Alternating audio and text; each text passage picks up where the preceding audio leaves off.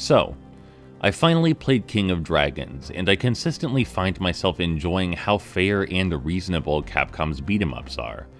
There's this pervasive myth that arcade games just exist to suck quarters, but thinking about what I'm doing and enacting an actual strategy in combat gets me pretty far in any good arcade title. There's a high skill floor, I don't want to deny that, but I've never played King of Dragons before today, and I cleared the first 2 bosses without losing a life on my first try. Within just another hour, I made it to boss 3 without continuing once. They had patterns, and learning those patterns to exploit their weaknesses is the key to success, like almost all good arcadey titles. People would have you believe it's a matter of trial and error, but clearly that's not true. It's about reading the screen, parsing the information given to you, and working out a plan of attack. The combat system here is simple, which makes narrowing down the effective options pretty natural. It's just, when do I attack, when do I jump, and when do I block? But the timing and spacing and personal equation of it all are the key. The more complex action games got mechanically, the more points of fault there were, so they got easier to cheese and less fun for me to play, because I just cycled through the mechanics until I found the win button. But I love games like King of Dragons, where the simplicity lends itself to a surprising depth and strategy, because the minimalist design is pushed as far as it can reasonably go. And this sort of design is largely dying, if it's not already dead, because developers and designers are too sheepish to ask this sort of thing from the player any longer. Most old action games are about encountering an obstacle, then asking yourself critically, why does this work the way it does? What are my options, and what steps can I take to achieve my goal with the information I've gathered from these questions? It encourages self-betterment and gives us a reason to understand the world around us. You may or may not have noticed, but these practices translate well to real-life struggles and aspirations. It's where a lot of my media literacy and compassion stems from, and why I'm able to think critically about the problems I face in daily life.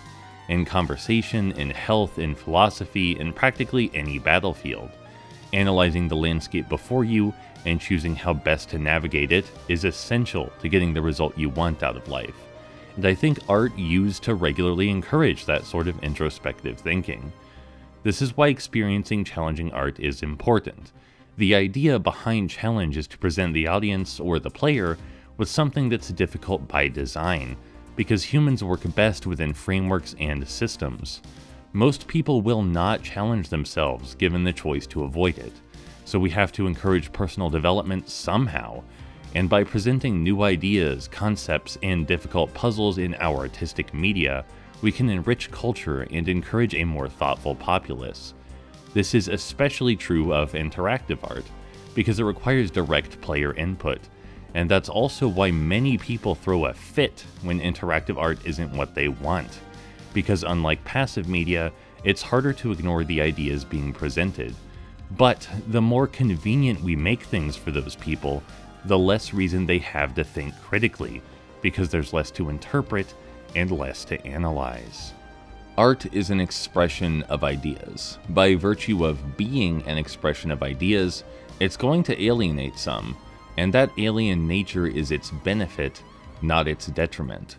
The more we think about the world outside of our comfort and preferences, the less ignorant we are to the vast scope and variance of human experiences. Yeah, there will occasionally be things you don't understand, but that's what necessitates learning rather than complacency. I'm not out here to pretend that arcade game design is the epitome of self-actualization and human development in our medium, but I am here to argue that it was at least something. It pushed back against the player's base urge to have everything their way all of the time, and we're losing more and more of that. Being made for wider and wider audiences to appeal to the most folks possible, new art is homogenized. All the rough edges, unique ideas, and alien concepts are sanded down until we have easily consumed, easily discarded junk food. Oversaturation and gentrification in our artistic spaces further contributes to the idea that all art should be a certain way, and that some art is just better at it than others. But that's far, far too simplistic an outlook. It's a trap that companies and corporations want us to fall into against our best interests. Because corporations have money and power, they control the perception of art in our culture. And because they control the perception of art in our culture, they control its history, and they decide what we consider quality.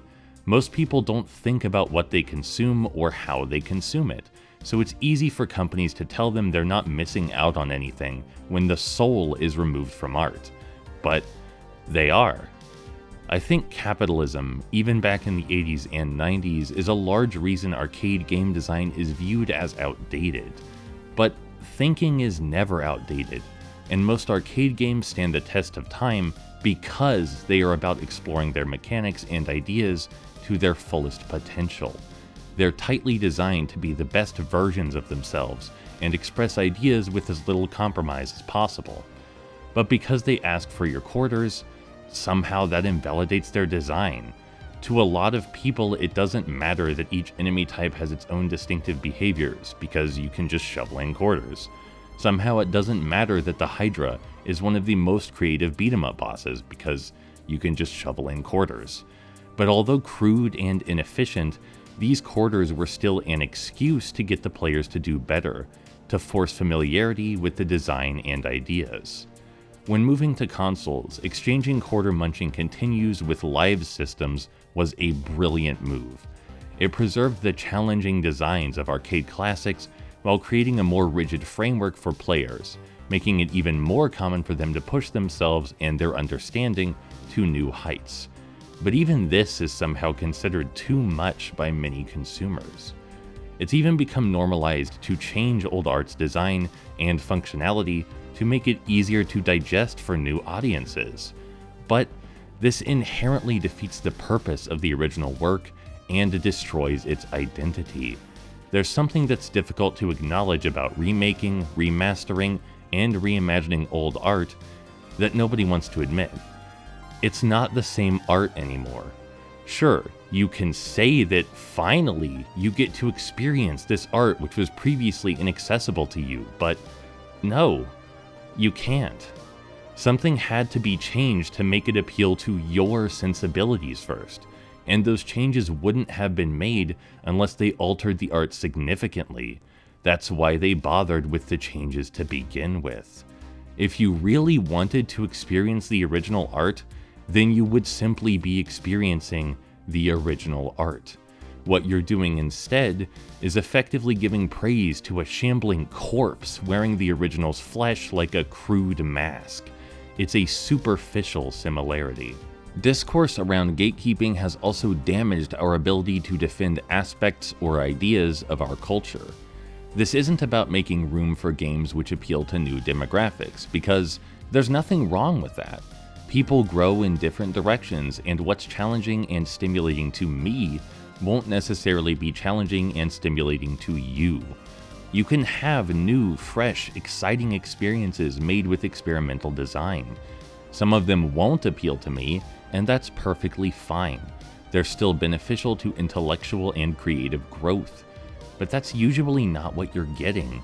You're usually getting watered down iterations of ideas you've already seen time and again. And sure, you can point to indie games, many of which are still full of innovation and experimentality, but most of them are drowned out by their ravenous, trend-chasing peers. Money talks, and money says that artistry and creativity are secondary to retreading safe, tired ground. To make things better for art, we need a total upheaval of society's obsession with perpetual financial growth. Barring that, I guess we could just try to be aware of the art we consume and why. But that's becoming harder and harder by design. The reason arcade games are so exceptional at forcing players to think is because, well, almost all improvement is internal here. If you succeed in an arcade title where you'd previously failed, it's because you, as a person, got better. And this is important because the reward you receive is then earned. you see how your increased thoughtfulness and better execution directly led to your success. The game didn't do that for you. You didn't grind to it via repetitive busywork. When you succeed in old action games, you're either rich, in which case you're making a very poor financial decision, or you're forced to acknowledge that your efforts made a real difference. In modern society, self-improvement and self-betterment, especially mentally, can feel like abstract concepts we have no control over. But that isn't true.